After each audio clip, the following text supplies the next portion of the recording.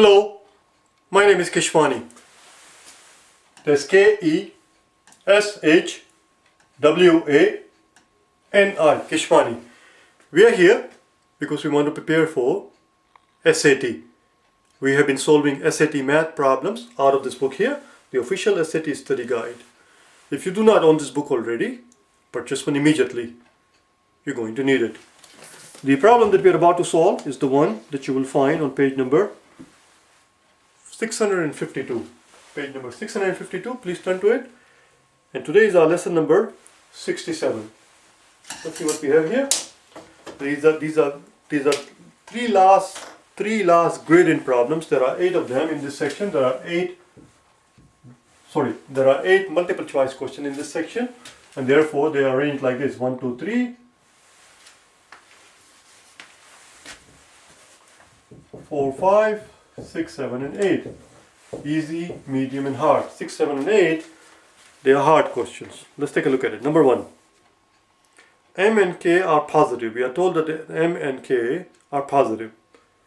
But pay attention, not necessarily positive integers, just positive.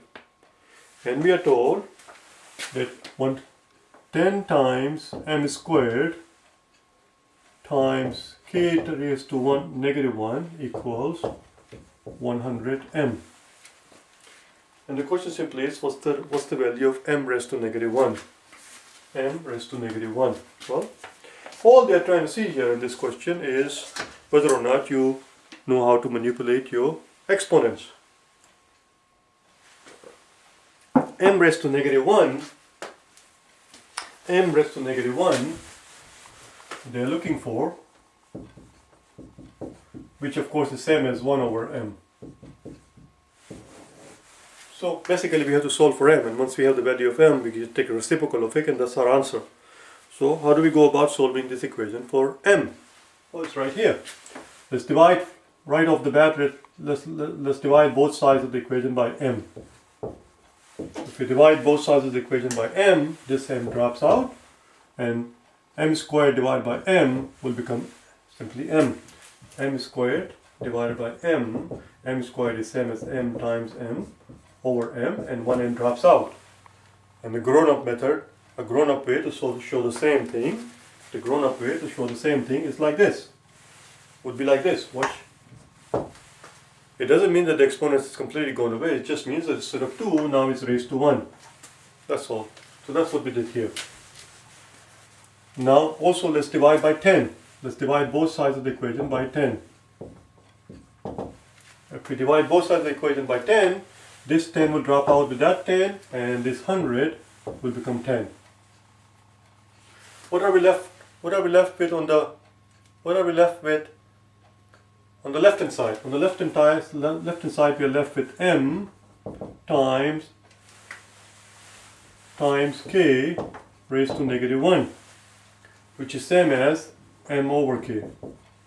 And that m over k boils down to 10. If m over k boils down to 10, which is same as saying that m equals 10 times k, they're looking for the value of 1 over m. Therefore, 1 over m is simply 1 over 10k. And that's our answer, 1 over 10k. The answer is D.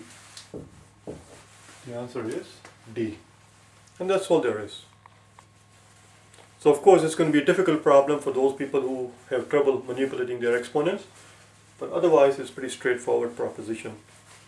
Number 7. Number 7.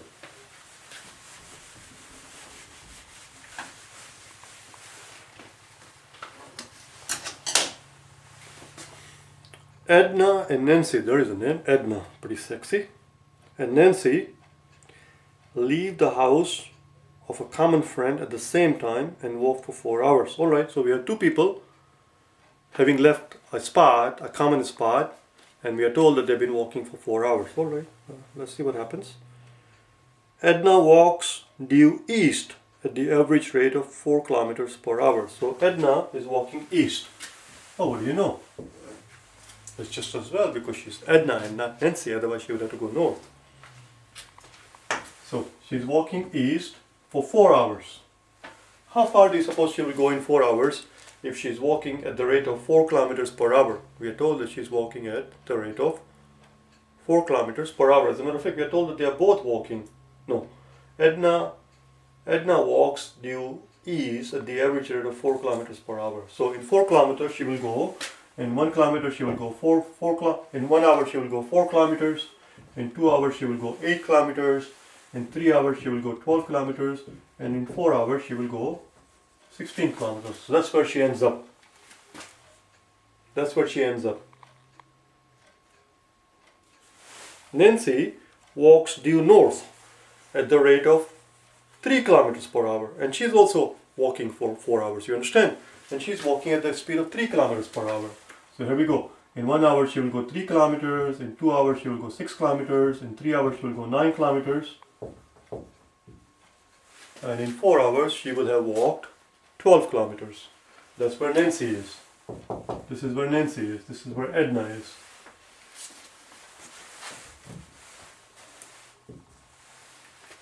What are they asking? What is the straight line distance between them in kilometers at the end of 4 hour period? Alright, so the straight line distance between them is this hypotenuse right here. And that's all there is. That's all there is. Let's give this hypotenuse name here. This is, we're going to call this point N. This is our point E. Let's call this point O for origin. So we have a right angle triangle. We have a right angle triangle. N, O, and E, in which O to E is 16, O to N is 12. The question simply is, how much is the hypotenuse? There are two ways we can go about it. We can go about it. One is a very long and a very tedious method. But of course, if you do not catch on here, if you do not pick up on something, then the long way will be the only option that you have. So I'm going to make you suffer first. We're going to do the long way first, and then I'll tell you what the quick way was, if you're able to see it right away. So here's the long way. The long way would be to, this is the hypotenuse we are solving for, let's call it x. So x squared would be 12 squared plus 16 squared. 12 squared is 144. 16 squared is 256. You add them up, 256 plus 144, 0, carry 1, 0, is 400, which is your x squared, and therefore x will be 20. The answer is the straight line distance between Nancy and Edna is 20 kilometers. That was one way, but this is a kind of tedious way. What I want you to see, what I'm hoping that you would see right away, is the fact that this is a straightforward 3-4-5 triangle. It's a 3-4-5 triangle incognito. Watch what happens here. O to E is 16, which is 4 times 4. O to N is 12, which is 3 times 4. So there you go, 3, 4, and therefore 5 times 4. 3-4-5 triangle. 3-4-5 triangle appears, it's a very special triangle, it's a very special right angle triangle. It is the only right angle triangle where the 3 numbers happen to be 3 consecutive numbers, where the 3 sides happen to be 3 consecutive numbers, 3, 4, 5, you see. But when it appears in the exam, it does not appear in the plain old form of 3, 4, 5 saying here I am.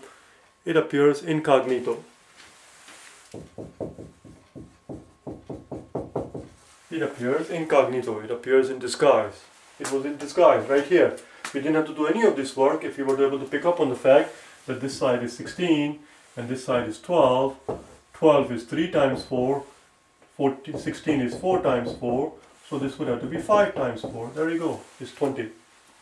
What does incognito mean? Well, incognito means exactly what I just told you. It means to be in disguise. I'm going to look up the day exactly when we learn this word formally in our vocabulary lessons, in the event that you're interested. Day number 42.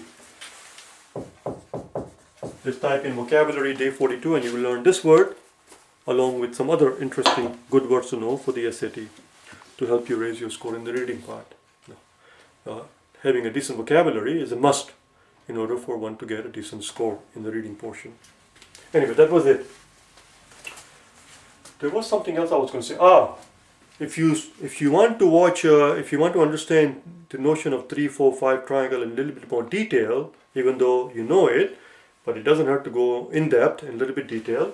Just type in 3, 4, 5 triangle in quotation.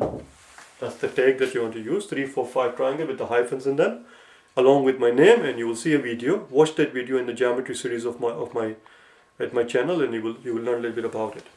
3, 4, 5 triangle.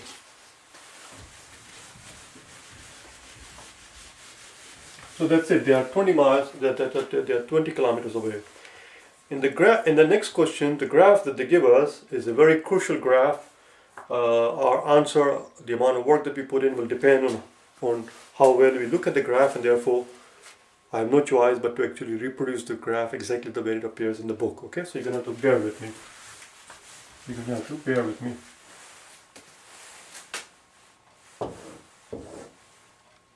It starts at 1, 0, 0.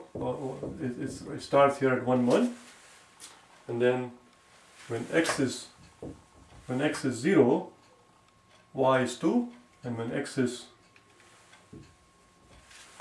So first thing we notice is that the value of the function is 1 when x is 1. When x is 1, the value of the function is 1. This is how we write it. The value of the function is 1 when x is 1. Then we see, if you look at the graph carefully, you will see that value of the function is 2 when x is 0. Value of the function is 2 when x is... So rather, the value of the function is... That's right, is 0. Sorry, the value of the function is 2 when x is 0. And the value of the function is also 2 when x is 2. You see, when x is 2, the value of the function is 2. When x is 0, the value of the function is 2. So these two values are equal. The value of the function at 0 is same as the value of the function at 2 when x is 2. Let's carry on. The next one that we see, the next one that is easy to see, is when x is negative 1. When x is, count by yourself, when x is negative 1, y is 1, 2, 3, 4, 5. It's 5. 3, 4, 5 when x is negative 1. It's way up here. And it's the same value when x is 1, 2, 3, positive 3.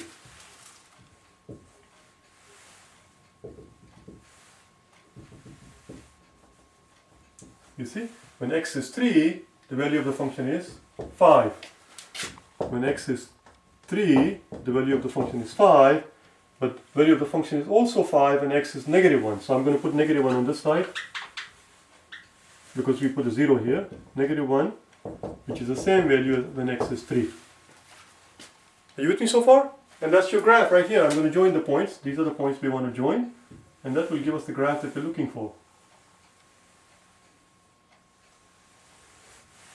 It's a nice parabola. Nice looking parabola. What is the question asking? It has a minimum at 1, 1, which you can see here. It has a minimum at 1, 1. Which of the... If the f of b, if the value of the function when x equals b is same as the value of the function when x equals 3, the question is, what is the value of b? Well, we already saw it. Value of the function when x equals 3, right here, when x equals 3, 1, 2, 3, the value of the function is 5. And that's the same value of the function when x equals negative 1. Right here. We have it right here on the blackboard. F of 3 is same as f of negative 1. Answer is C. Answer is C. Of course, we also found that the value of the function is same when x is equal to 0. Value of the function is 2. The value of the function is 2 when x is 0, and value of the function is also 2 when x is 2, right here. But that is obviously not one of the answer choices. F of 0 also equals f of 2. But that's not one of the answer choices, obviously, because you cannot have two right answers. But that would have been also a legitimate question. The answer is C. That's all. At no other point the value of the function is going to be same as the value of the function when x is equal to 3. When x is equal to 3, the value of the function is 5. And that happens when x is also negative 1. That's it. I'll see you tomorrow where we'll begin our gradient questions. Alright? Bye now.